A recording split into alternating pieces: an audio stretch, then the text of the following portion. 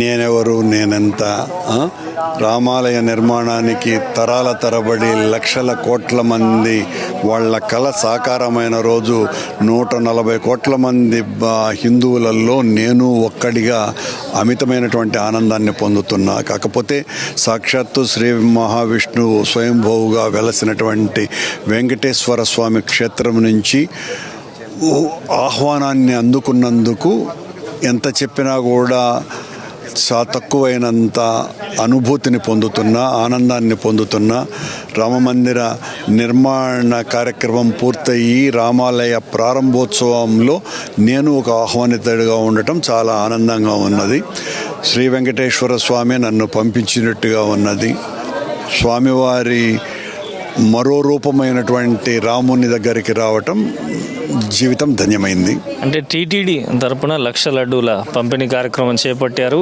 ఇది ఎలా జరిగింది? అంటే రామ జన్మభూమి తీర్థ ట్రస్ట్ కోరిక మేరకు మీరే స్వయంగా భక్తులందరికీ తిరుపతి దేవస్థానానికి కలిగినటువంటి ఆలోచన కారణం, మనము రామ మందిర ప్రారంభోత్సవ కార్యక్రమంలో భాగస్వాములు అవ్వాలి.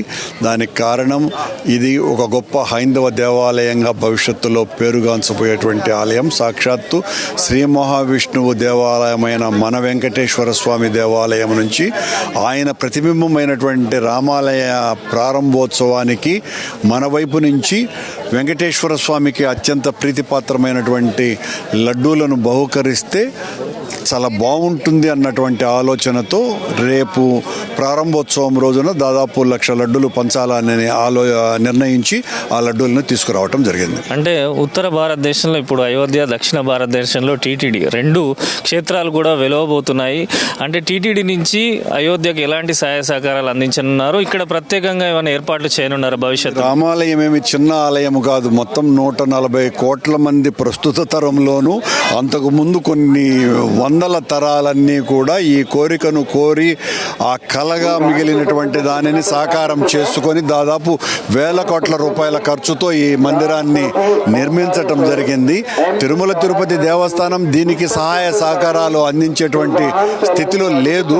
కాకపోతే వచ్చేటువంటి భక్తుల తాకిడిని నివారించటంలో, అంటే వ్యవస్థీకృతం చేయటంలో తిరుమల తిరుపతి దేవస్థానాన్ని వీళ్ళు కోరితే తగు సూచనలు ఇస్తావటం జరుగుతుంది. ఎలా చూస్తారు మొత్తం ఈ కార్యక్రమ ఘట్టం, ఈ ప్రతిష్ట జరుగుతున్న తీరు? చాలా వరకు కూడా ఎక్కడి నుంచో దేశ విదేశాల నుంచి వస్తున్నారు. మన టీటీడీ కూడా లక్షల మంది భక్తులు వస్తున్నారు. ఒక భక్తునిగా ఎనలేనటువంటి సంతోషాన్ని పొందుతున్నాను. ఎందుకంటే ఇలాంటి కార్యక్రమాలన్నీ కూడా తిరుమల తిరుపతి దేవస్థానంలో నిరంతరము జరిగేటువంటివే. ప్రతిరోజు కూడా అక్కడికి మినిమం 1,00,000 మంది భక్తులు వస్తూ ఉంటారు. బ్రహ్మోత్సవాలప్పుడు 4-5 లక్షల మంది వస్తూ ఉంటారు.